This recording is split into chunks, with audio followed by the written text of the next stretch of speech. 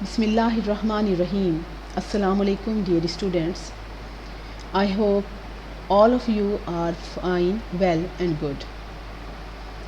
Students, topic of today's lecture is isotopes. This topic is also very important according to exams point of view. Isotopes का ये जो topic है इसमें से questions ज़्यादातर तो शॉर्ट क्वेश्चंस आते हैं, लेकिन ये लॉन्ग क्वेश्चन के तौर पे भी ये आ सकता है सवाल पेपर में. So let's start. First of all, what are isotopes? What is meant by isotopes? Students, isotopes are the atoms of an element that have same atomic number but different mass numbers.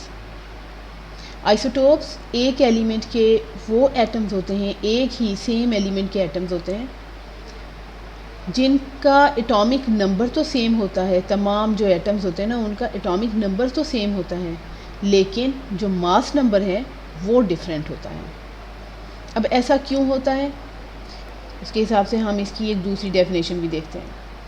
Isotopes are atoms of the same element that have different number of neutrons but same number of protons and electrons. Actually होता ये है कि ये atoms एक ही element के वो atoms हैं जिनमें प्रोटॉन्स और इलेक्ट्रॉन्स की क्वांटिटी तो सेम होती है, यानी तमाम एटम्स में प्रोटॉन्स की क्वांटिटी सेम होगी, ऐसी इलेक्ट्रॉन्स की क्वांटिटी भी एक जैसी ही होगी सब में. लेकिन जो डिफरेंस आता है वो आता है उनके नंबर ऑफ़ न्यूट्रॉन्स में. जो न्यूक्लियस में मौजूद जो न्यूट्रॉन्स हैं उनकी क्वांटिटी डिफरेंट हो जाती है, जिसकी वजह से मास नंबर मुख्तलिफ हो जाता है. इस वजह से ऐसे एटम्स को हम कहते हैं आइसोटोप्स. वो आइसोटोप्स एक ही एलिमेंट से बिलोंग करते हैं क्योंकि उनका एटॉमिक नंबर सेम ही लिया जाएगा. एटॉमिक नंबर आपको मालूम है कि एटॉमिक नंबर को हम प्रोटॉन नंबर भी कहते हैं, और एक न्यूट्रल एटम जो होता है उसके अंदर जितने प्रोटॉन्स होंगे उतने ही इलेक्ट्रॉन्स होंगे. तो इनमें प्रोटॉन्स और इलेक्ट्रॉन्स की क्वांटिटी में कोई डिफरेंस नहीं होता. प्रोटॉन्स और इलेक्ट्रॉन्स सेम होते हैं. जो डिफरेंस होता है वो उनके नंबर ऑफ़ न्यूट्रॉन्स में होता है, जिसकी वजह से मास नंबर चेंज हो जाता है. आपको मालूम है कि मास नंबर का क्या मतलब है? मास नंबर का मतलब है number of protons plus number of neutrons. Neutrons और प्रोटॉन्स दोनों की नंबर्स को अगर हम ऐड कर दें तो वो मास नंबर मिलता है. तो अब ये जो एटम्स हैं एक एलिमेंट के, उनके अंदर नंबर ऑफ़ प्रोटॉन्स तो एक जैसे होंगे, लेकिन न्यूट्रॉन्स के मुख्तलिफ होने की वजह से उनका मास नंबर चेंज हो जाता है. अब इनकी इलेक्ट्रॉनिक कॉन्फ़िगरेशन सबकी सेम होती है. उसकी वजह यह है कि नंबर ऑफ़ इलेक्ट्रॉन्स तो सेम है सब में. एक एलिमेंट के जो भी आइसोटोप्स होंगे उनकी जो इलेक्ट्रॉनिक कॉन्फ़िगरेशन है वो सिमिलर होगी, और केमिकल प्रॉपर्टीज़ भी सिमिलर होंगी. केमिकल प्रॉपर्टीज़ में भी कोई तब्दीली नहीं आएगी, इस वजह से कि chemical properties depends upon the electronic configuration और number of the electrons present in the atom. तो क्योंकि इलेक्ट्रॉन्स एक जैसे हैं और इलेक्ट्रॉनिक कॉन्फ़िगरेशन एक जैसी है, इसी वजह से तमाम आइसोटोप्स की केमिकल प्रॉपर्टीज़ सिमिलर होती हैं, लेकिन फ़िज़िकल प्रॉपर्टीज़ मुख्तलिफ होती हैं. फ़िज़िकल प्रॉपर्टीज़ मुख्तलिफ क्यों होती हैं? इसलिए होती हैं क्योंकि physical properties depends upon the atomic masses. जो एटम हैवी होगा उसकी ज़ाहिर सी बात है फ़िज़िकल प्रॉपर्टी उसी हिसाब से चेंज हो जाएगी. जो आइसोटोप जो है वो लाइटर वेट में होगा, वो उसकी फ़िज़िकल प्रॉपर्टी दूसरे से मुख्तलिफ होगी. तो इस वजह से जो फ़िज़िकल प्रॉपर्टीज़ इनकी डिफरेंट होती है, लेकिन केमिकल प्रॉपर्टीज़ सिमिलर होती हैं. अब हम कुछ एग्ज़ाम्पल्स देखते हैं आइसोटोप्स की. यहाँ पे आपको 4 एग्ज़ाम्पल्स दी गई हैं. याद रखें कि तमाम एलिमेंट्स आइसोटोप्स नहीं रखते. कुछ एलिमेंट्स के आइसोटोप्स मौजूद हैं और उनको हम डिस्कस करते हैं. Number 1, isotopes of hydrogen. ये जो टॉपिक है isotopes of hydrogen, it is very important. बहुत दफ़ा शॉर्ट क्वेश्चन में आ चुका है ये वाला सवाल. Actually naturally occurring hydrogen is combination of 3 isotopes. Hydrogen contains 3 isotopes. Hydrogen जो एलिमेंट है इसके 3 तरह के आइसोटोप्स पाए जाते हैं, या यूँ कह लो आप कि जब आप हाइड्रोजन को नेचुरली देखेंगे तो उसमें तमाम एटम्स जो हैं हाइड्रोजन के वो एक जैसे नहीं होंगे, उनमें से कुछ एटम्स जो हैं वो थोड़े से अपने बाकी एटम से मुख्तलिफ भी होंगे और वही इसी वजह से वो फिर आइसोटोप्स कहलाते हैं। There are 3 types of hydrogen. Number 1 is protium, deuterium and tritium. तो 3 जो है ना वो आइसोटोप्स हैं हाइड्रोजन के, प्रोटियम है, ड्यूट्रियम है और ट्रिटियम है। ज़रा देखते हैं हम कि ये क्या है। सबसे पहले प्रोटियम। प्रोटियम के न्यूक्लियस में सिर्फ एक ही प्रोटॉन होता है जबकि न्यूट्रॉन कोई नहीं होता, इसी वजह से इसका मास नंबर है 1, जबकि एक इलेक्ट्रॉन जो है वो उसके न्यूक्लियस के गिर्द रिवॉल्व कर रहा है। इसी वजह से प्रोटियम का मास नंबर है 1 और एटॉमिक नंबर भी है 1। अब ये जो प्रोटियम है सबसे ज़्यादा पाया जाने वाला आइसोटोप है हाइड्रोजन का। Second isotope of hydrogen is called deuterium. इसको सिंपल डी से भी जाहिर किया जाता है। Deuterium contains 1 proton and 1 neutron and 1 electron is revolving around the nucleus. अब यहाँ पे एक प्रोटॉन है, एक न्यूट्रॉन है उसके न्यूक्लियस में, तो मास नंबर कितना हो गया? मास नंबर है 2, जबकि एटॉमिक नंबर 1 है क्योंकि प्रोटॉन तो एक ही है। तो इस वजह से जो ड्यूट्रियम है ये इसका सेकंड आइसोटोप है जो कि प्रोटियम की निस्बत हैवी होता है। फिर उसके बाद third isotope of hydrogen tritium. Tritium के न्यूक्लियस में एक प्रोटॉन और 2 न्यूट्रॉन होते हैं और एक इलेक्ट्रॉन जो है वो रिवॉल्व कर रहा होता है न्यूक्लियस के गिर्द। अब यहाँ पे इसका जो मास नंबर है वो कितना होगा? 1 प्रोटॉन 2 न्यूट्रॉन्स, तो टोटल मास नंबर हो गया 3। तो ट्रिटियम का मास नंबर 3 है जबकि एटॉमिक नंबर वही 1 है, यानी कि प्रोटॉन 1 ही है। तो अब आप ज़रा देखिए कि तीनों आइसोटोप्स में प्रोटॉन्स की क्वांटिटी सेम है और नंबर ऑफ़ इलेक्ट्रॉन्स भी सिमिलर हैं, लेकिन नंबर ऑफ़ न्यूट्रॉन्स डिफरेंट हैं। प्रोटियम में कोई न्यूट्रॉन नहीं है, ड्यूट्रियम में 1 न्यूट्रॉन है और ट्रिटियम में 2 न्यूट्रॉन है। और इसी वजह से इनमें मास नंबर इनके डिफरेंट हैं। न्यूट्रॉन के नंबर डिफरेंट होने की वजह से मास नंबर इनके डिफरेंट हैं और ये इसी वजह से ये जो हैं वो आइसोटोप्स कहलाते हैं। ये हाइड्रोजन के आइसोटोप्स हैं जिनका एटॉमिक नंबर तो सिमिलर है लेकिन मास नंबर डिफरेंट है। Now the next example of isotopes is isotopes of carbon. There are 3 isotopes of carbon. और जो तीनों आइसोटोप्स में से एक रेडियो एक्टिव आइसोटोप है इसका। तो जो 3 आइसोटोप्स हैं वो कौन कौन से हैं जो आपको नज़र आ रहे हैं? Number 1 isotope of carbon contains 6 protons and 6 neutrons and 6 electrons. तो इस वजह से उसे कहा जाता है कार्बन 12, क्योंकि उसका जो मास नंबर है वो कितना है? 12 है। 6 प्रोटॉन्स हैं 6 न्यूट्रॉन है तो मास नंबर है 12। Second isotope of carbon contains 6 protons but number of neutrons are 7। तो इसमें मास नंबर कितना है? इसका मास नंबर है 13, तो इसे कार्बन 13 भी कहा जाता है। और इसके अंदर ये जो है वो ज़ाहिर सी बात है पहले वाले से ज़्यादा हेवी है। उसके बाद आ जाता है थर्ड आइसोटोप ऑफ कार्बन। जो कार्बन का थर्ड आइसोटोप है वो कहलाता है कार्बन 14 और इसमें 6 प्रोटॉन्स हैं और 8 न्यूट्रॉन्स हैं। न्यूट्रॉन की क्वांटिटी ज़्यादा है, इसको कहा जाता है कार्बन 14 और ये एक रेडियो एक्टिव आइसोटोप है। तो एबंडेंसेस इन आइसोटोप्स की भी डिफरेंट है नेचर में।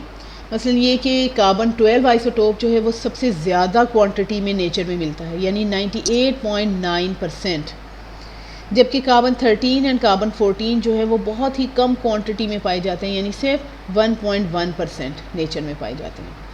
अब आप यहाँ पे भी देखिए, ये जो जितने भी आइसोटोप्स हैं they have same number of protons but they differ in number of neutrons. Next example of isotope, isotopes of chlorine. Chlorine के 2 आइसोटोप्स हैं, क्लोरीन 35 एंड क्लोरीन 37। तो ये दोनों जो आइसोटोप्स हैं, दोनों आइसोटोप्स का एटॉमिक नंबर सेम है यानी 17, लेकिन मास नंबर डिफरेंट है। एक आइसोटोप का मास है 35 मास नंबर और दूसरे आइसोटोप का मास नंबर है 37। Now the fourth example of isotopes of uranium. There are three isotopes of uranium: uranium-234, uranium-235 and uranium-238। तीनों के तीनों आइसोटोप्स सेम एटॉमिक नंबर रखते हैं, यानी कि 92 उनका एटॉमिक नंबर है, लेकिन मास नंबर डिफरेंट है। तो uranium-234 एक है इसका आइसोटोप, दूसरा आइसोटोप है 235 और जो तीसरा आइसोटोप है वो है 238, जिसमें से uranium-238 सबसे ज़्यादा क्वांटिटी में नेचर में पाया जाता है, यानी कि 99%। Students, these isotopes are very important in science and technological fields because they have very vast applications in these technological fields. Now we will discuss the uses of these isotopes in different fields of science. So number one is radiotherapy, treatment of cancer. Students, cancer की treatment में radiotherapy में कई isotopes को इस्तेमाल किया जाता है। For example, skin cancer की ट्रीटमेंट के लिए आइसोटोप्स जैसे कि phosphorus 32 and strontium 90 they are used. तो फॉस्फोरस 32 और स्ट्रोंशियम 90 को स्किन कैंसर की ट्रीटमेंट के लिए इस्तेमाल किया जाता है, क्योंकि इनमें से कुछ रेडिएशंस निकलती हैं जिन्हें हम बीटा रेडिएशंस कहते हैं, और वो लेस पेनिट्रेटिंग है। लेस पेनिट्रेटिंग का मतलब ये है कि बॉडी के बहुत अंदर तक पेनिट्रेट नहीं कर सकती, कम पेनिट्रेट करती हैं, कम हद तक वो अंदर जाती हैं बॉडी में। तो स्किन कैंसर की ट्रीटमेंट के लिए इनको इस्तेमाल किया जाता है। इसी तरीके से कैंसर क्योंकि बॉडी के अंदर ऑर्गन्स के अंदर भी मौजूद होता है, तो कैंसर के लिए कोबाल्ट 60 को इस्तेमाल किया जाता है। कोबाल्ट 60 में से जो है वो स्ट्रॉन्गली पेनिट्रेटिंग गैमा रेज जो है वो इमिट होती हैं, जो अंदर तक जो बॉडी के अंदर तक पेनिट्रेट कर सकती हैं। तो इस वजह से कोबाल्ट 60 को कैंसर की ट्रीटमेंट के लिए इस्तेमाल किया जाता है। Now the second use, tracer for diagnosis and medicine. Radioactive isotopes को ना सिर्फ ये कि ट्रीटमेंट के लिए इस्तेमाल किया जाता है, बल्कि बहुत सी जो डिजीज़ हैं उनको डायग्नोस करने के लिए, उनकी तशख़ीस के लिए भी इस्तेमाल किया जाता है।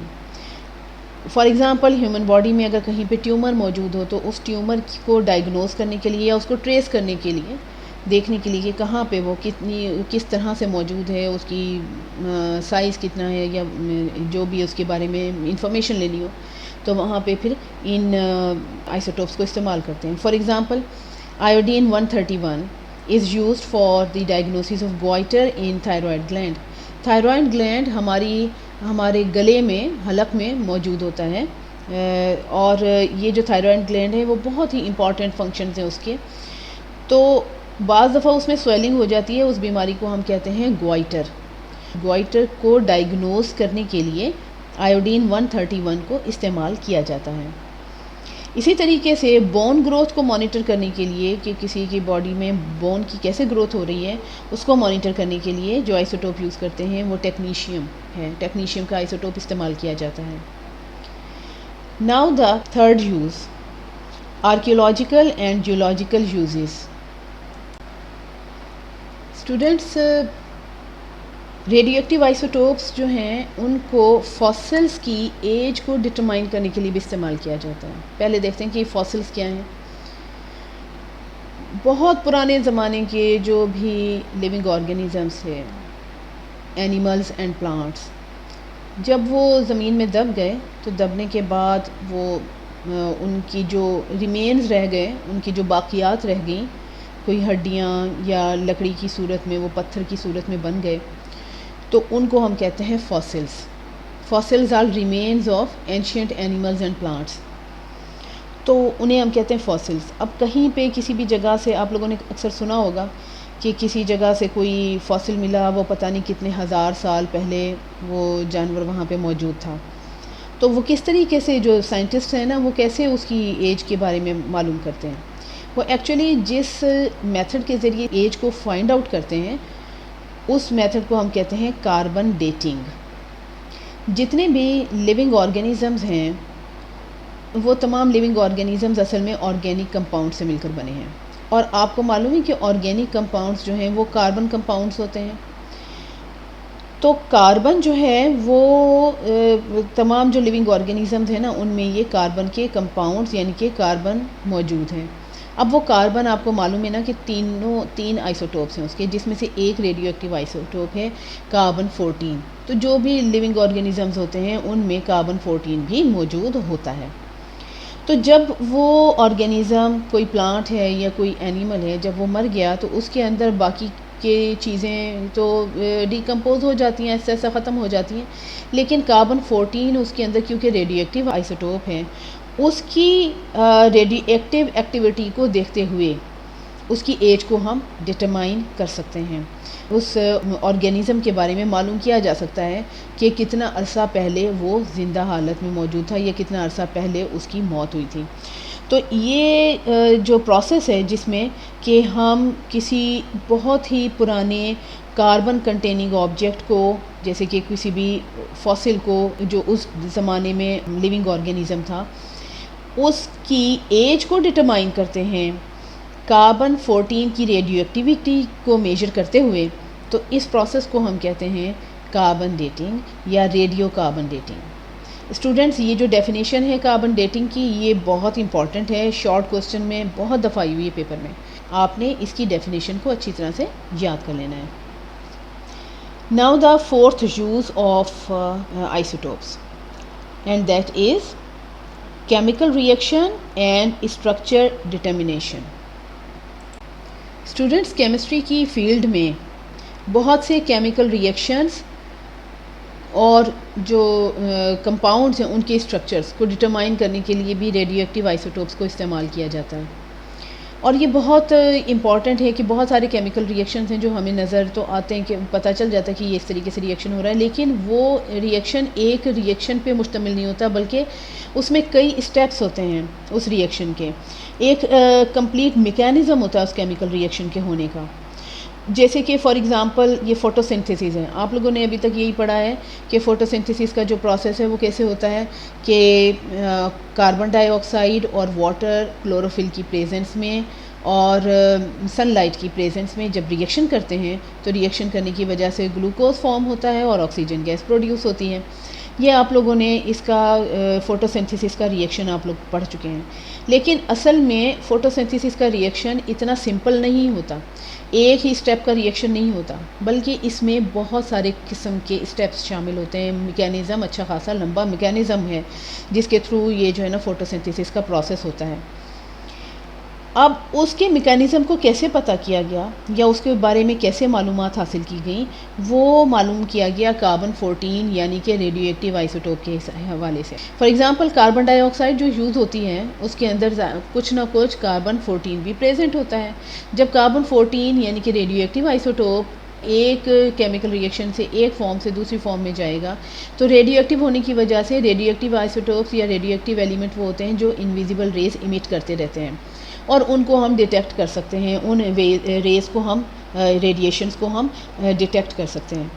तो उस कार्बन 14 की रेडियो एक्टिविटी के हिसाब से उसको देखते हुए हमने मालूम किया कि ये कार्बन जो है अब इस फॉर्म में चला गया है, अब इस कंपाउंड की फॉर्म में चला गया है या अब इस मैकेनिज़्म के इस स्टेप में दाखिल हो गया है। इस तरीके से उसको जो है ना उसका रास्ता और उसका जो जहाँ जहाँ पे भी वो जा रहा है उसको हम डिटेक्ट कर सकते हैं और इस तरीके से जो है वो केमिकल रिएक्शन के मैकेनिज़्म को हम फाइंड आउट कर सकते हैं।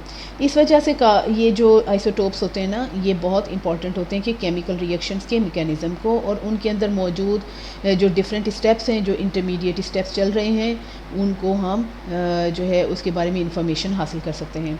इसी तरीके से कोई अगर कंपाउंड है उसका स्ट्रक्चर कैसा है, उस स्ट्रक्चर को भी डिटरमाइन करना इन रेडियो एक्टिव आइसोटोप्स की वजह से ईजी हो जाता है। अब उसके बाद जो नेक्स्ट यूज़ है आइसोटोप का वो है applications in power generations. Students, radio active isotopes electricity को जनरेट करने में भी बहुत हेल्पफुल हैं। अगर कंट्रोल्ड इन्वायरमेंट दी जाए और उस वक्त इस न्यूक्लियर रिएक्टर्स में इन रेडियो एक्टिव आइसोटोप्स के ज़रिए न्यूक्लियर रिएक्शंस किए जाएं, कंट्रोल्ड न्यूक्लियर रिएक्शंस किए जाएं, तो ये जो रेडियो एक्टिव आइसोटोप्स हैं और ये न्यूक्लियर रिएक्शंस ये बहुत ही हेल्पफुल साबित होते हैं। जो न्यूक्लियर रिएक्शन यहाँ पे इस्तेमाल किया जाता है इलेक्ट्रिसिटी की जनरेशन के लिए, उसे हम कहते हैं न्यूक्लियर फिजन रिएक्शन। फिजन का मतलब होता है टूटना, तोड़ना। जब भी न्यूक्लियस टूटता है तो उसकी सूरत में बहुत ज़्यादा एनर्जी इमिट होती है, बहुत ज़्यादा एनर्जी रिलीज़ होती है। सिर्फ ज़रूरत इस बात की होती है कि वो जो रिलीज़ हो रही एनर्जी उसको कंट्रोल किया जाए और एक कंट्रोल्ड इन्वायरमेंट में, न्यूक्लियर रिएक्टर्स में वो इन्वायरमेंट प्रोवाइड किया जाता है और उसमें फिर इस प्रोसेस को किया जाए। For example uranium 235, uranium 235 radio active isotope है यूरेनियम का। तो यूरेनियम 235 को स्लो मूविंग न्यूट्रॉन के साथ बम्बार्डमेंट की जाती है। तो बम्बार्डमेंट पर दो तरह के एलिमेंट्स बनते हैं। Number 1 is barium 139 and the second one is krypton 94। और ये दोनों बनते हैं, लेकिन साथ ही 3 न्यूट्रॉन्स आर आल्सो रिलीज्ड, जिसकी वजह से बहुत ज़्यादा एनर्जी उसमें से इमिट होती है, लार्ज अमाउंट ऑफ एनर्जी उसमें से रिलीज़ होती है। इस एनर्जी को वाटर को स्टीम में कन्वर्ट करने के लिए इस्तेमाल किया जा सकता है। तो जब वाटर को स्टीम में कन्वर्ट किया जाता है बॉयलर्स में, यानी उस एनर्जी की वजह से, तो उस स्टीम की पावर की वजह से वो टरबाइंस को ड्राइव किया जाता है, टरबाइंस को चलाया जाता है, जिससे इलेक्ट्रिसिटी जनरेट होती है। एटॉमिक एनर्जी का पीसफुल यूज़ है। तो स्टूडेंट्स, आप लोगों ने ये जो टॉपिक्स हैं, ख़ासतौर पे जो यूजेस हैं, ये 1 बाय 1 सब के सब अच्छी तरीके से याद करने। ये यूजेस लॉन्ग क्वेश्चन में ऐसे आ सकता है कि write down 4 uses of isotopes, ऐसे आ सकता है। और इसमें से अलग-अलग तो कई दफ़ा सवाल आए हुए हैं शॉर्ट क्वेश्चन के फॉर्म में। For example applications of power generation, ये बहुत दफ़ा पेपर में आया हुआ है। कार्बन डेटिंग का सवाल आया हुआ है। इसी तरीके से मेडिसिन से रिलेटेड जो 2 फील्ड्स हैं, वो आप लोगों ने जो है दोनों जो यूजेस हैं वो आप लोगों ने अच्छे तरीके से याद करना है। तो इसको अच्छे तरीके से प्रिपेयर कीजिए और याद कर लें। Thank you.